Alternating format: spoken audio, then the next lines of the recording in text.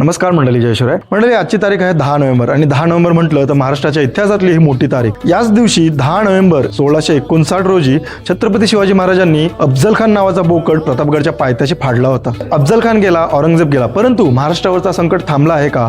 तर नाही. कारण की अफजल खान आणि औरंगजेब यांचे विचारांचे वारसा अद्याप जिवंत आहेत, ज्यांना महाराष्ट्र गिळायचा आहे, महाराष्ट्रातील मराठी माणसाला संपवायचा आहे. आणि एवढंच नाही तर अनाजी पंत यांचे विचारांचे वारसे देखील महाराष्ट्रात जिवंत आहेत, जे महाराष्ट्रात राहून महाराष्ट्रासोबत गद्दारी करत आहेत. यांच्या निष्काळजीपणामुळे अर्धा महाराष्ट्र परप्रांतीय लोकांना विकून टाकलेला आहे आणि राहिलेला अर्धा महाराष्ट्र देखील हे परप्रांतीयांच्या घशात घालणार आहेत. मुंबई झाली, नवी मुंबई झाली, आता काय तिसरी मुंबई. आणि या तिसरी मुंबई करिता 124 गावांची बळी घेणार आहेत. 124 गावातील शेती नष्ट होणार आहे. अरे एका काळेस रायगड भूमी पूर्ण भारतात अव्वल दर्जाची शेती करत होती आणि आता काय, शेती करायला जमिनी उरल्या नाही. अरे विकासाच्या नावावर कवडी मोलाच्या भावाने आमच्या महाराष्ट्रातील भूमिपुत्रांची जमिनी घेतल्या.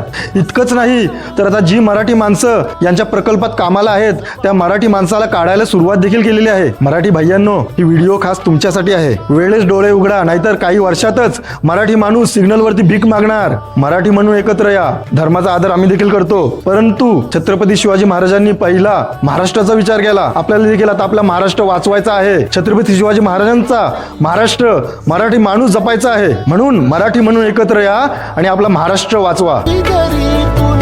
नाद गुंजला महाराष्ट्र माझा.